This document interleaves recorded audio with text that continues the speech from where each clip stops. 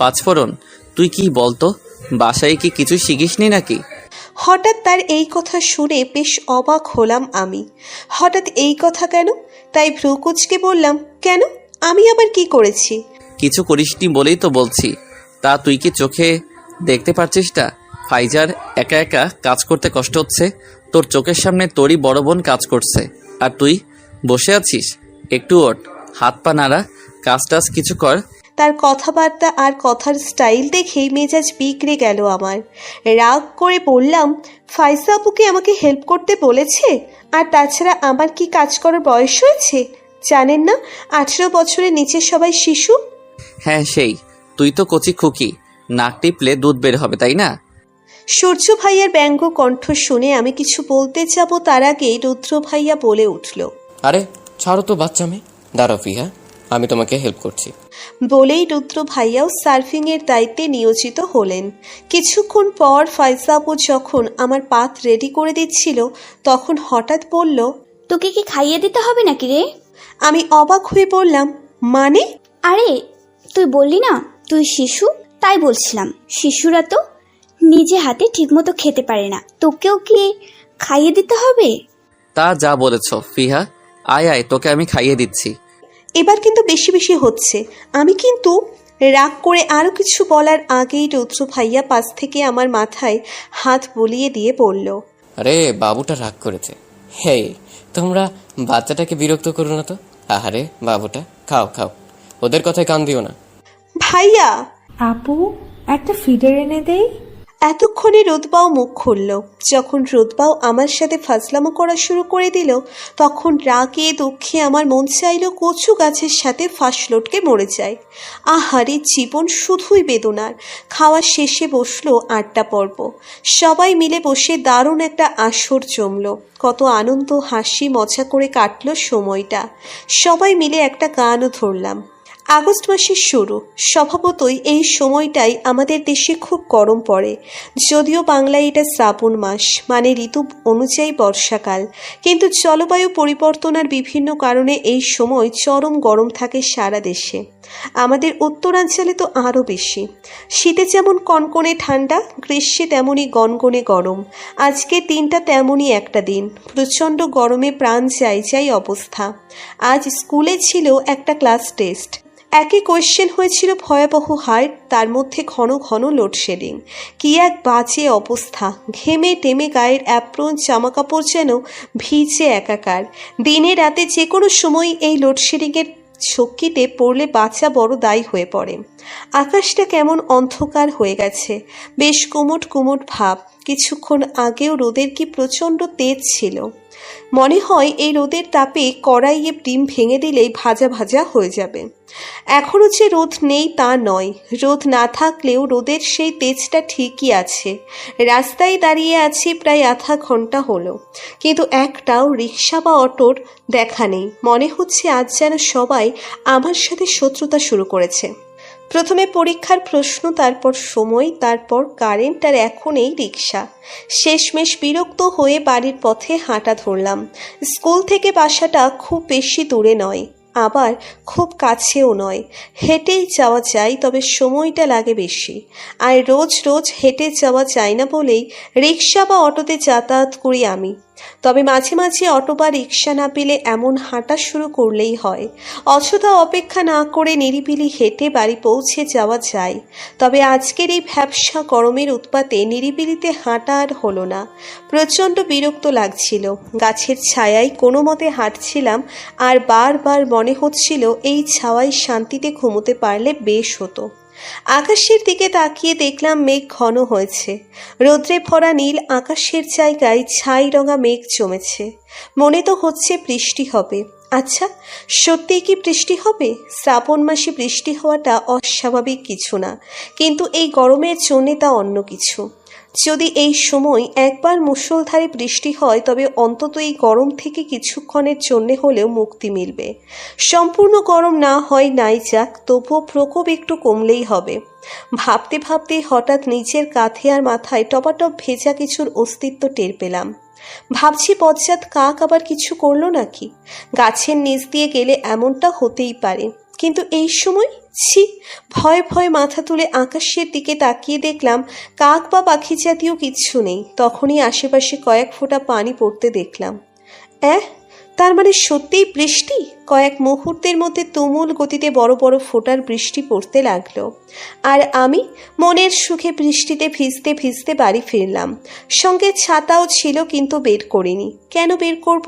আমি তো চাই বৃষ্টিতে ভিজতে। ভিজতে ভিজতে বাসায় এসে দেখি মা বাসায় নেই। কেচি গেটের সামনে ছোট্ট একটা চিরকুট ঝুলিয়ে রেখে গেছে। আমি লিলির বাসায় যাচ্ছি, লিলি আবারও স্ট্রোক করেছে, তুমি সামলে নিও, দুষ্টুমি না করে ভালোভাবে থেকো, আমি জলদি ফিরে আসবো। চিরকুট পড়তে বুঝতে পারলাম যেহেতু মা গেছে লিলি খালার বাসায়, সেহেতু 2-1 দিনের আগে আসতে পারবে না। So no tension, just chill. আমার মায়ের 3 খালা, তাদের বড় বোনের 2 যমজ মেয়ে লিলি আর মিলি। লিলি খালা মার সমবয়সী হলেও তার শরীর স্বাস্থ্যের ভগ্ন দশা, একদম কাহিল অবস্থা। বেশ কিছুদিন আগেও একবার স্ট্রোক করেছিল, আবার করলো। তাই মা ময়মনসিংহে গিয়েছে তাকে দেখতে। আর এতটা পথ আজই যেয়ে আজই ফিরে আসা সম্ভব না। আবার অসুস্থ মানুষের সঙ্গেও সময় দিতে হবে, কারণ সেখানে লিলি খালার তেমন কেউ নেই। তার স্বামী মানে আমার খালুচান মারা গেছেন অনেক আগেই, আর ওনার 2 ছেলে দুজনেই বিদেশে। বড় ছেলে অস্ট্রেলিয়ায় আর ছোটজন কুয়েতে, ওখানেই সেটেল। মা বাড়িতে নেই ভেবেই মন আনন্দে নেচে উঠল, কারণ এখন আমি স্বাধীন, যা খুশি করতে পারি, কেউ আমায় মানা করবে না। আহা, ব্যাগে এক্সট্রা চাবি ছিল, তাই দিয়ে দরজা খুলে ভেতরে ঢুকে গেলাম। ভেজা ব্যাগ থেকে বইগুলো বের করে টি টেবিলের উপর রাখলাম। না, একটা বইও ভেজেনি। ওয়াটারপ্রুফ ব্যাগ তো, তাই। জানালা দিয়ে দেখলাম বৃষ্টি আরো জোরে পড়ছে, থামার নাম নেই। আরে কিয়া বাত, আরও ভিজবো ভেবেই দৌড় দিলাম ছাদে। নিচের চিলেকোঠার ঘরে বসে একটা থ্রিলার উপন্যাস পড়ছিল সূর্য। রবীন্দ্রনাথ এখানে কখনো খেতে আসেনি, দারুণ থ্রিলিং একটা বই। পড়তে পড়তেই হঠাৎ ঘুম ঝুমিয়ে বৃষ্টি নামলো। এই অবেলায় বৃষ্টি আসতে দেখে ভ্রু কুচকাল, বোঝাই যাচ্ছেও বেশ বিরক্ত হয়েছে। যদিও বাইরে বেশ গরম পড়েছিল, বৃষ্টিটার দরকার ছিল, তবে সেটা না হলেও কোনো সমস্যা ছিল না, কারণ ওর ঘরটার দক্ষিণ দিকের জানালাটা দিয়ে খুব সুন্দর দক্ষিণা বাতাস এসে ঘরটাকে ভরিয়ে রাখে।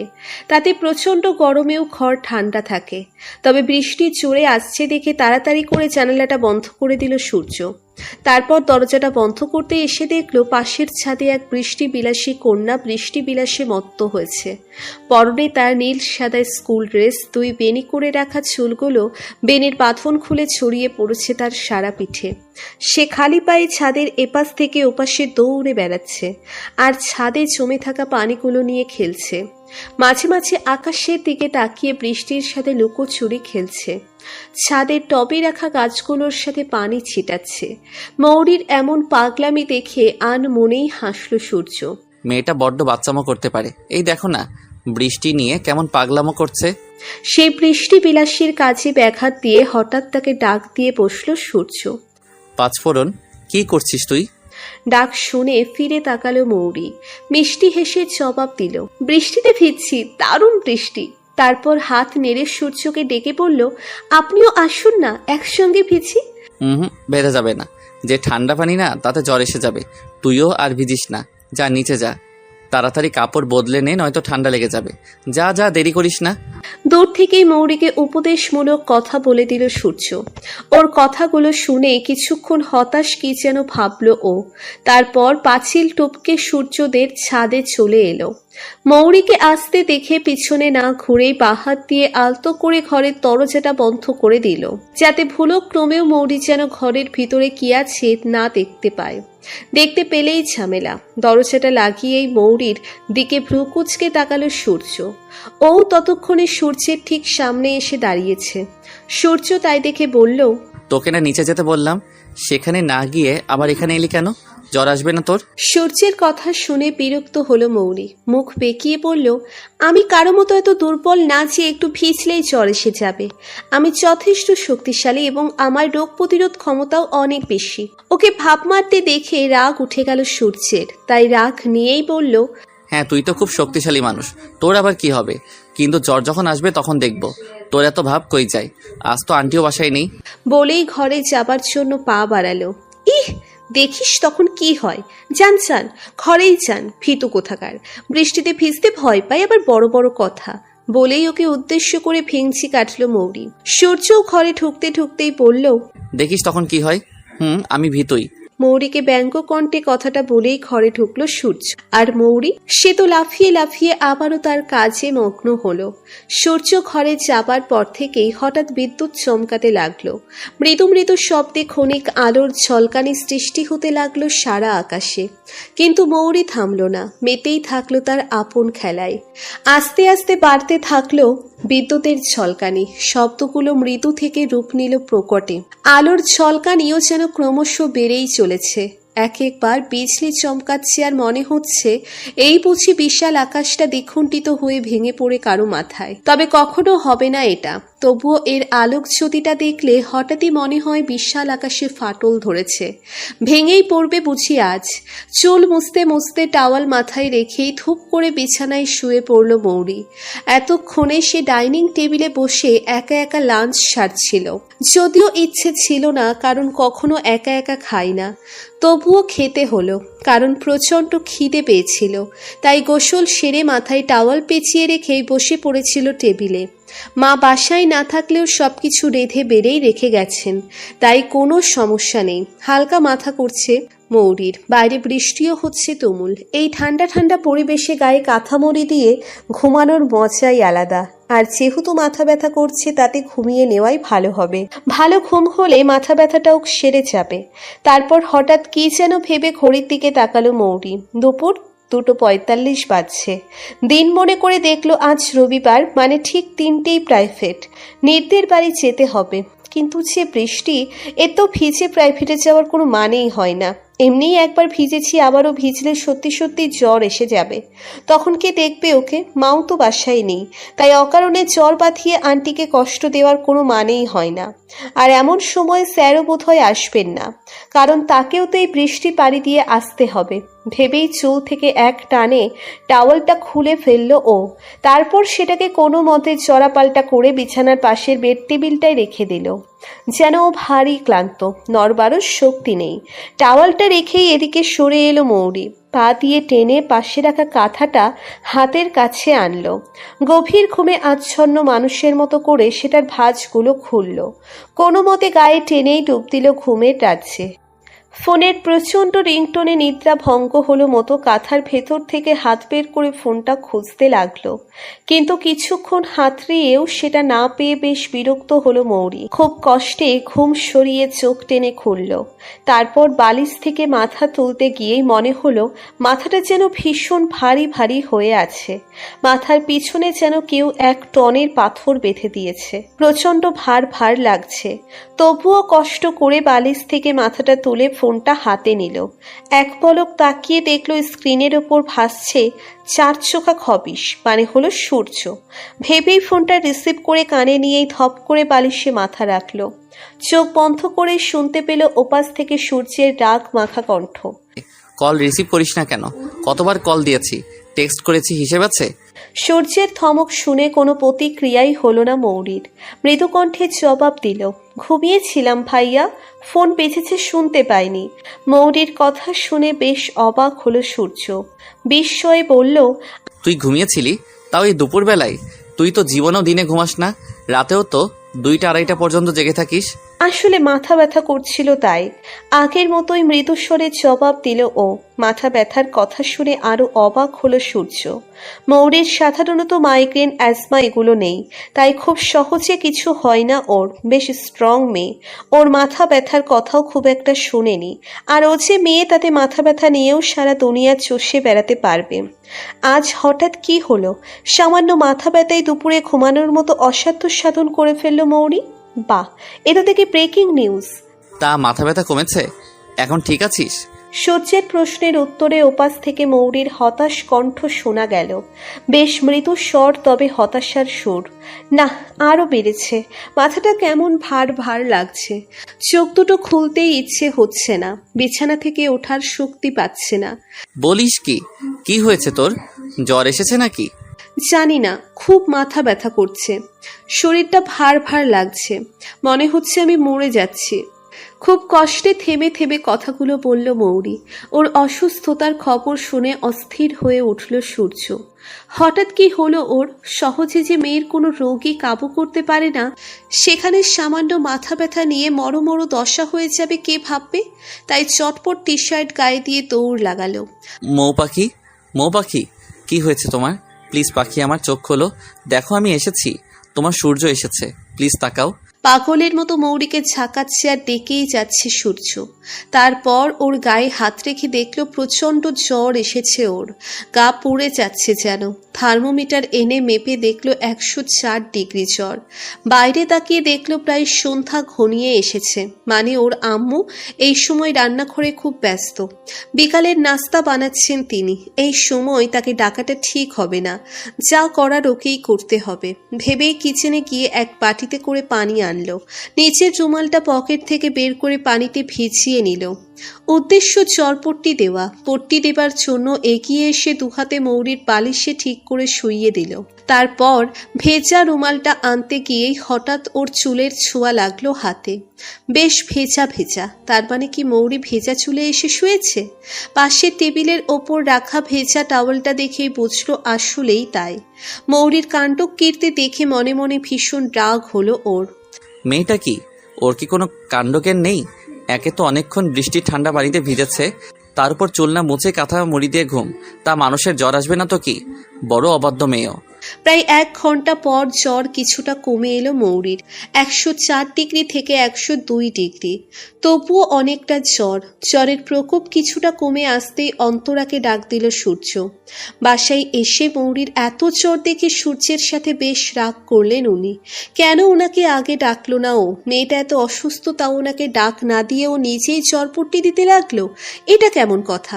হ্যাঁ, উনি ব্যস্ত ছিলেন ঠিকই, কিন্তু সেটা তো ওর থেকে ইম্পর্টেন্ট না। অন্তরা এসেই বালতি ভরে পানি এনে মৌরির মাথায় পানি ঢালা শুরু করলো। কিছুক্ষণ পানি ঢালার পর ভেজা টাওয়াল দিয়ে ওর সারা শরীর মুছে দিলেন। তারপর সূর্যকে ওর পাশে বসিয়ে রেখে কিচেনে গেলেন স্যুপ বানাতে।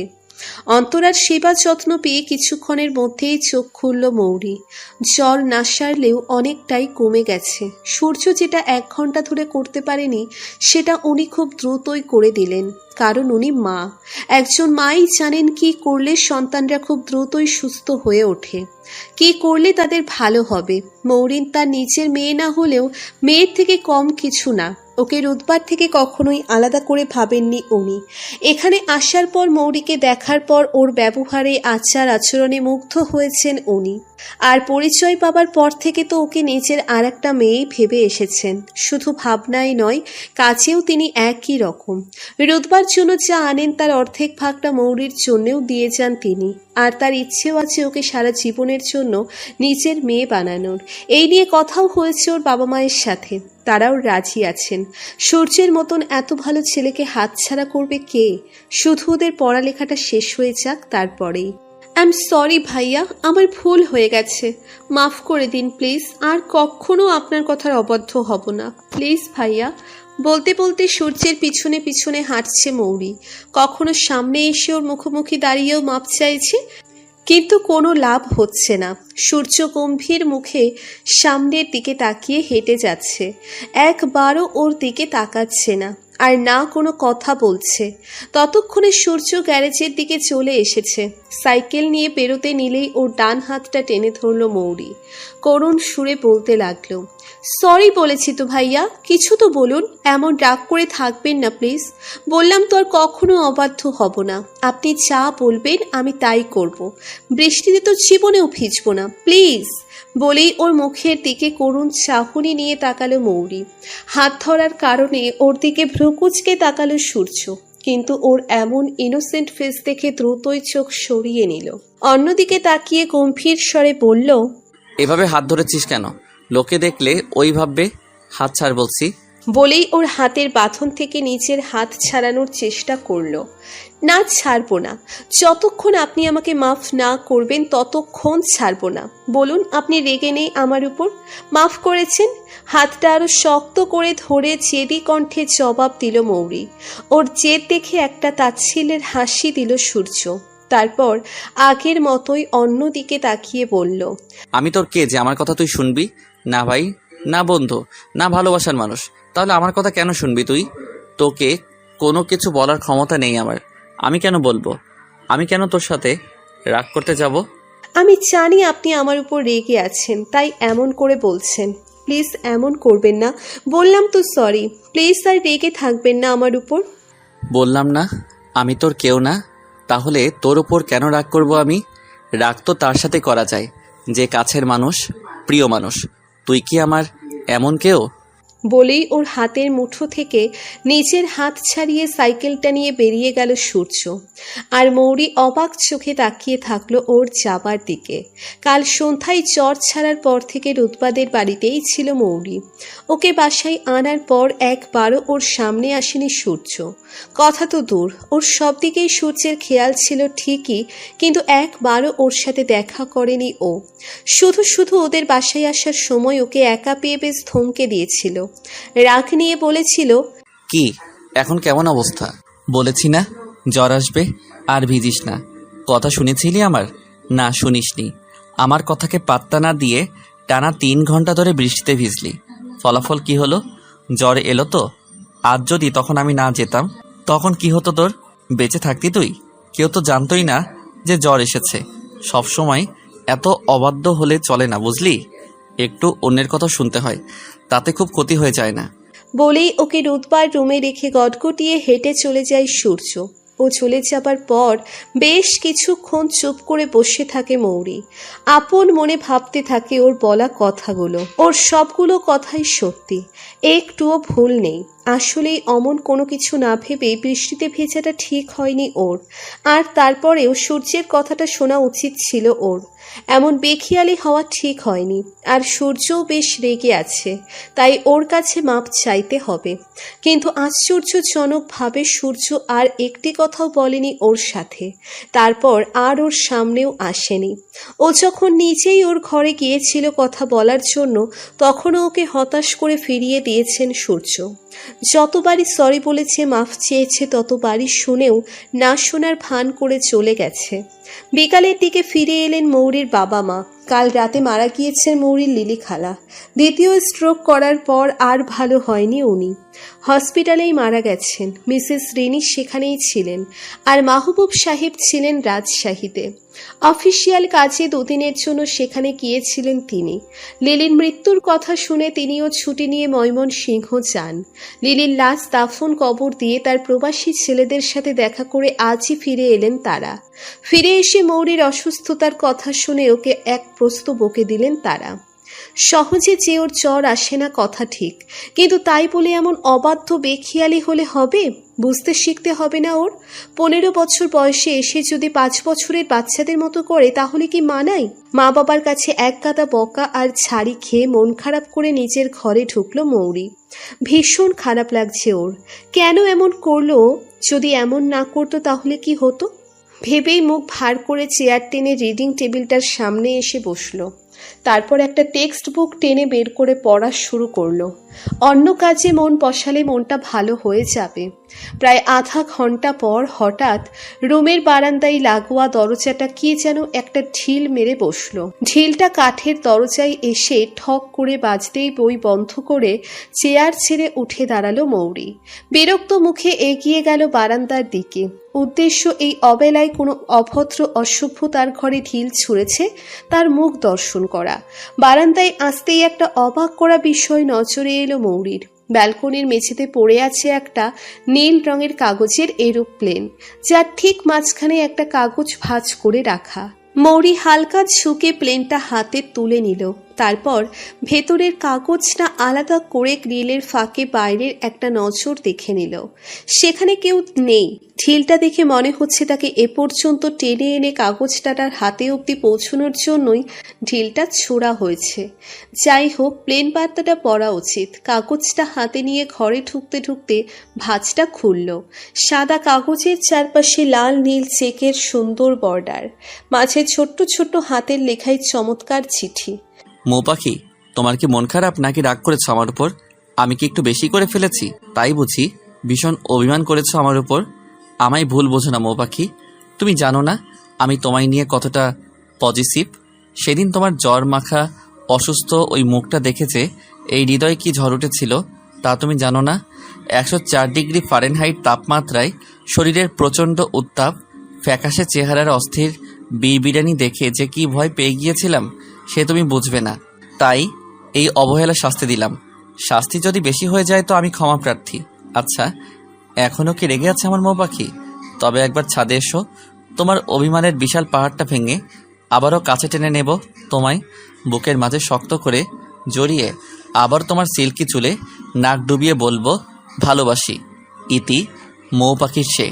তার হাতের লেখায় জানান দিচ্ছে সে কে। তবুও তার মায়া চড়ানো চিঠির আবেশে আরও একবার নিশ্চিন্ত হলুম সে কে। তাই আর এক মুহূর্ত দেরি না করে ছুট লাগালাম ছাদের উদ্দেশ্যে। ধূপধাপ সিঁড়ি ডিঙিয়ে ছাদের দ্বার প্রান্তে পৌঁছে গেছি। ছাদের ভারী স্ট্রিলের দরজাটা শব্দ করে খুলেই দৌড় দিলাম রুতবাদের ছাদের ওই দিকটায়। কাঙ্ক্ষিত ব্যক্তিটি আমাদের ছাদেই রয়েছেন। কফি কালারের শার্ট আর কালো জিন্সের প্যান্ট পরিহিত সেই ব্যক্তিটি উল্টে ঘুরে ছাদের রেলিং ধরে দাঁড়িয়ে আছে। দৃষ্টি তার আকাশ পানে। তার উদাসী ভাব দেখে হঠাৎ ছুট লাগালাম আমি। পেছন থেকে দুহাতে তার জিম করা বলিষ্ঠ দেহটাকে আঁকড়ে ধরে তার পিঠে মুখ গুজে দিলাম। মনের ভিতর অভিমানে জমে থাকা কথাগুলো কেমন যেন গলার ভিতর দলাপ পাকিয়ে এলো। ফুপিয়ে কেঁদে উঠে অস্পষ্ট স্বরে বললাম, সরি, আই এম সরি, আর কখনো এমন হবে না, প্লিজ। মৌরিকে হঠাৎ এভাবে কাঁদতে দেখে চমকে উঠ সূর্য। অবাক হয়ে এক ঝটকায় ঘুরে তাকালো। ওর কপালে পড়ে থাকা চুলগুলো সরিয়ে দিয়ে দুগালে হাত রাখলো। অস্থির কণ্ঠে বলল, এভাবে কাঁদছো কেন মৌ পাখি? কি হয়েছে? কোথাও ব্যথা পেয়েছো? বলো। তার শীতল কণ্ঠ শুনে এক পলকের জন্য কান্না থামালো মৌরি। ঘন ঘন মাথা নাড়িয়ে না বুঝিয়ে আবারও ফুপিয়ে কেঁদে উঠল। কাঁদতে কাঁদতেই আবারও সূর্যকে জড়িয়ে ধরল। তার বুকে মাথা রেখে কান্নাজড়িত কণ্ঠে বলল, আই প্রমিস, আর কখনো বৃষ্টিতে ভিজবো না, কখনো না। বৃষ্টিতে ভিজবি না কেন? আমি কি বারণ করেছি নাকি? একদমই না। তুই ভিজবি, ইচ্ছে মতো ভিজবি, কিন্তু নিজের খেয়ালটা তো রাখতে হবে, ঠিক আছে? কথাটা বুঝতে পেরেই হ্যাঁ বোধক মাথা নাড়ালো ও। চোখ মুছতে মুছতে কান্না মেশানো কণ্ঠে জানতে চাইল, আপনি আমার উপর রেগে নেই তো? নইলে কিন্তু আবার কেঁদে দেব, বলুন রেগে নেই। ওর বোকা বোকা কথা শুনে বেশ হাসি পেল সূর্যের। তবুও মুচকি হেসে না বোধক মাথা নাড়িয়ে জানিয়ে দিল যে সে রেগে নেই। মৌরি এখনো ঠাই দাঁড়িয়ে আছে। ওর অবাক চাহনি দেখে বেশ জোরেই হেসে উঠল সূর্য। তারপর এক হাতে ওকে নিজের কাছে টেনে আনলো। বাঁ হাত দিয়ে ওর মাথাটা নিচের বুকের সাথে চেপে ধরতেই মৌরি দুহাতে ওকে জড়িয়ে ধরল। তাই দেখে সূর্য মিষ্টি হেসে ওর কপালে একটা চুমু খেয়ে বলল, ভালোবাসি মৌ পাখি। অ্যালার্মের প্রচণ্ড শব্দে ঘুম ভেঙে গেল আমার। চোখ না খুলেই বালিশের পাশে বাজতে থাকা ফোনটা তুলে নিলাম। আন্দাজ করে স্ক্রিনের ডান দিকটায় ট্যাপ করেই যাচ্ছি যেন অ্যালার্মটা বন্ধ হয়, কিন্তু না, কোনো মতেই বন্ধ হচ্ছে না। শেষমেশ বিরক্ত হয়ে চোখটা খুলতেই হলো। অ্যালার্মটা বন্ধ করে স্ক্রিনের দিকে তাকিয়ে একটা জিনিস নজরে এলো আমার। আজকের তারিখটা, আজ আমার জন্মদিন। আমার তো মনেই ছিল না, তাও ভালো ফোনের নোটিফিকেশন দেখে মনে পড়লো। আহা কি আনন্দ! আজ সারাদিন আমার ছুটি, সরকারি ছুটি বলে স্কুল বন্ধ, তাই কোনো পড়াও নেই। সারাদিন শুধু খাবো দাবো ঘুরবো। আহা, ফ্রেশ হয়ে নাচতে নাচতে ঘর থেকে বের হতেই প্রথমে মার দেখা পেলাম। মা এক গাদা ভেজা কাপড় হাতে করে ছাদে যাচ্ছেন। মাকে দেখেই হাসি হাসি মুখ করে তার সামনে এসে দাঁড়ালাম। বেশ আহ্লাদে সুরে বললাম, মা। ডাক শুনে হয়তো মা বিরক্ত হলেন। কপাল কুঁচকে বললেন, কি সমস্যা? সামনে দাঁড়িয়ে হাসছিস কেন? কিছু বলবি? মার কথাটা শুনে বুঝতে পারলাম মার হয়তো মনে নেই। এটা কেমন কথা, মনে থাকবে না কেন? আমি তার একমাত্র মেয়ে না? যাই হোক, মনে করিয়ে দিতে হবে। তাই মুখে হাসি বজায় রেখেই বললাম, আজকের তারিখটা মনে আছে তোমার? বলো তো আজ মাসের কয় তারিখ? আমি হাসি মুখে প্রশ্ন করতেই হঠাৎ কেন যেন তেতে উঠলেন মা। বলি, আমাকে কি তোর ক্যালেন্ডার মনে হয় যে কবে কয় তারিখ সেটা মুখস্থ করে রাখবো? দেখতেই পাচ্ছিস এতগুলো কাপড় নিয়ে ছাদে যাচ্ছে, কোথায় একটু হেল্প করবি তা না। বলতে বলতেই আমাকে পাশ কাটিয়ে চলে গেলেন মা, আর আমি হতাশ হয়ে একটা দীর্ঘশ্বাস ফেলে ড্রয়িং রুমের দিকে যাত্রা করলাম। ড্রয়িং রুমে এসে দেখি বাবা সোফার উপর পা তুলে বসে টিভি দেখছেন। কোলের ওপর একটা কুশন রাখা, বাম হাতটা কুশনের ওপর রাখা, ডান হাতে রিমোটটা ধরে আছেন। আমি চুপ করে এসে বাবার ঠিক পাশে গা ঘেঁষে বসলাম। টিভি স্ক্রিনের দিকে তাকিয়ে দেখলাম বাবা সময় চ্যানেলে খবর দেখছেন।